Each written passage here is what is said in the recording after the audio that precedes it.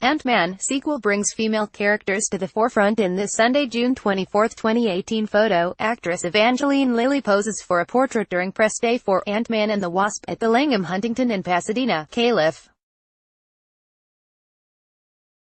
Lilly plays the Wasp, the first female superhero to get title billing in a Marvel film based on its sprawling universe that includes Iron Man, the Avengers, and Black Panther. The film will be released on Friday, July 6, 2018, in North America.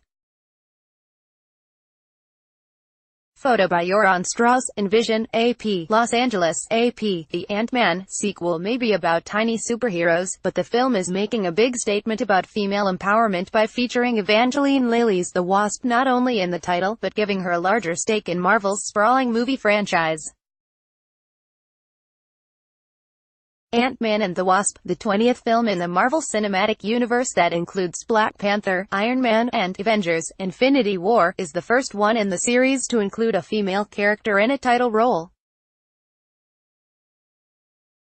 The prominence of the Wasp, a character who has major roles in the Ant-Man and Avengers comic books, comes after years of fan anticipation for a female Marvel superhero to get her own film. Scarlett Johansson has expressed her desire to see her character, Black Widow, get a standalone film, but Marvel Studios has kept her primarily in its marquee Avengers films.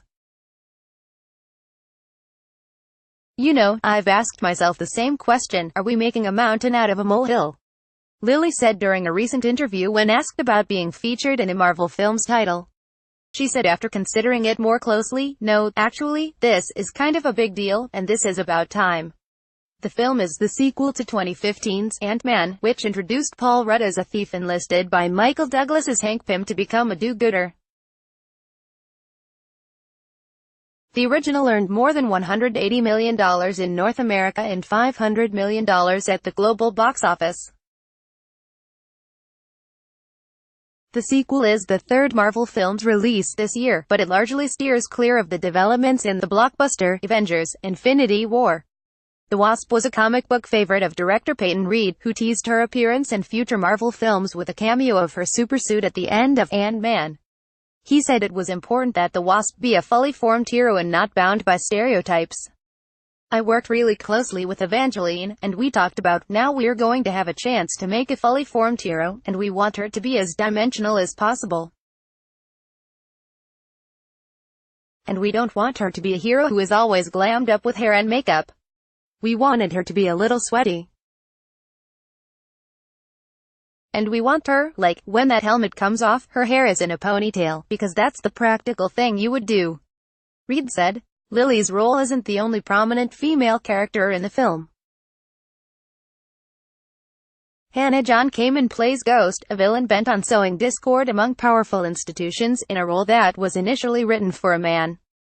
"It's amazing, as a female, to play such a strong character, so that people can look up to that and see that, yeah, this is a progression," said John Kamen, who is in her biggest role yet after starring in the Canadian sci-fi series Killjoys and having small roles in Ready Player One and Tomb Raider. "There is so much more going on in this film that represents female energy, that represents female stories, that represents female struggle, and that represents female power," Lilly said.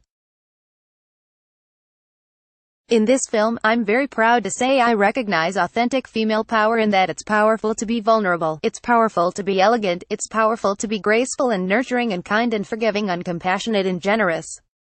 Things that tend to be typically categorized as weaknesses." Marvel's first film based solely on a female superhero will be the 1990s set Captain Marvel, which stars Brie Larson in the title role and is slated for release next year.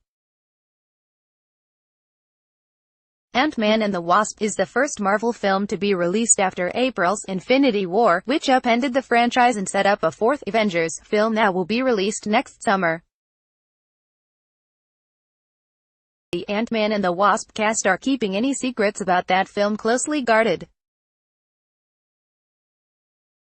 During a recent interview, Rudd started to answer a question about his character's role going forward in Marvel's films. "A funny story, because, you know, in Avengers 4, he said, before pretending to be hit in the neck with a dart and falling out of his chair, Douglas said before his first Comic-Con panel about the original Ant-Man, he underwent secrecy tests, and thought he might have to give blood to prove that he could keep from spoiling the film's secrets.